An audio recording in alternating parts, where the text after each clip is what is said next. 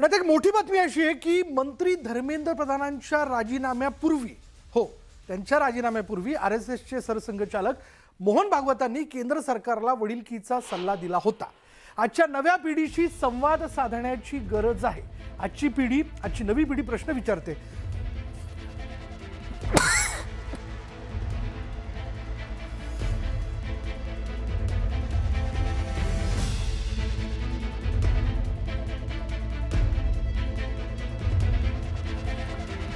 आजची नवी पिढी प्रश्न विचारते, त्यांना तर्कशुद्ध उत्तर द्यावी लागतात, समजावून सांगावं लागतं, त्यांना अधिक आपुलकी, वेळ आणि संवादाची गरज आहे। डिक्टेशन नाही, डिस्कशन गरजेचं आहे, असं मोहन भागवतांनी म्हटलंय।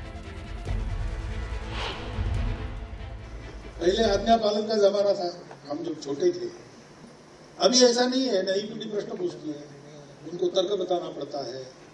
जो सारा भौतिक साधनों से प्रचार का मारा उन पर होता है, उसमें से भूल भुलैया उनसे उनको बाहर निकालना पड़ता है। तो एक तो बहुत अधिक अपनापन देने की जरूरत है, समय देने की जरूरत है और संवाद करने की जरूरत है। डिक्टेशन नहीं, डिस्कशन। तर केंद्रीय शिक्षण मंत्री धर्मेंद्र प्रधान यांच्या राजीनाम्यानंतर देशभरात विद्यार्थ्यांकडून जल्लोष केला जातोय। पुण्याच्या गुडलक चौकात विद्यार्थ्यांनी आंदोलन करत जल्लोष केला, तर दुसरीकडे छत्रपती संभाजीनगरच्या क्रांती चौकात वंचितकडून जल्लोष साजरा करण्यात आला आणि यावेळी जोरदार घोषणाबाजी करत कार्यकर्त्यांनी ठेका धरल्याचं पाहायला मिळालं। परभणीमध्येही विद्यार्थ्यांसह सामाजिक संघटना आणि कार्यकर्त्यांनी एकत्र येऊन डॉक्टर बाबासाहेब आंबेडकरांच्या पुतळ्याजवळ आनंद उत्सव साजरा केला। चंद्रपूर शहराच्या इंदिरा गांधी पुतळ्यापुढे तिरंगे झेंडे घेऊन विद्यार्थ्यांनी जल्लोष केला। यावेळी जोरदार घोषणाबाजी करण्यात आली।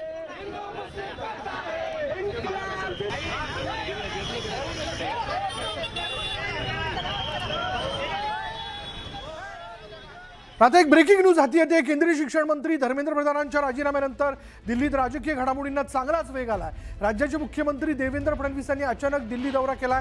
दिल्लीत त्यांनी भाजप नेते केंद्रीय गृहमंत्री अमित शहांची भेट घेतल्याची माहिती समोर आली आणि यानंतर मुख्यमंत्री फडणवीस तातडीनं पुन्हा नागपूरच्या दिशेने निघाले। दरम्यान फडणवीसांच्या या दिल्ली दौऱ्यावरून विरोधकांनी उपरोधिक टोलेबाजी केली।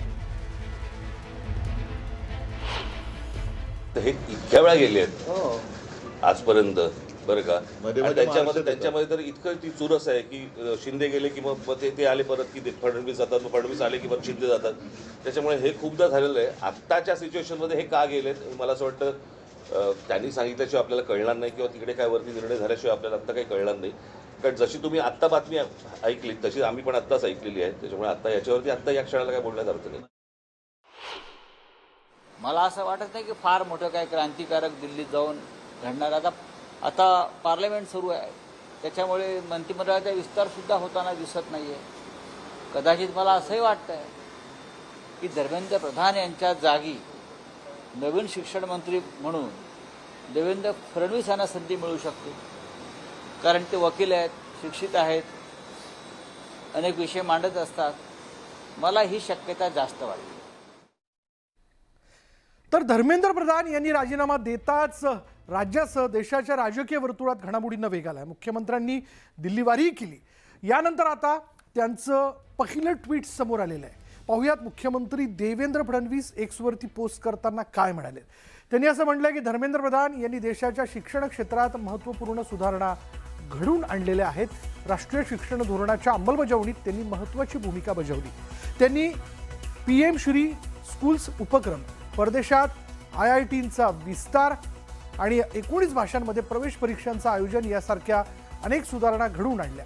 व्यापक जनहिताप्रती आपली वचनबद्धता दर्शवत त्यांनी आज आपला राजीनामा सादर केला।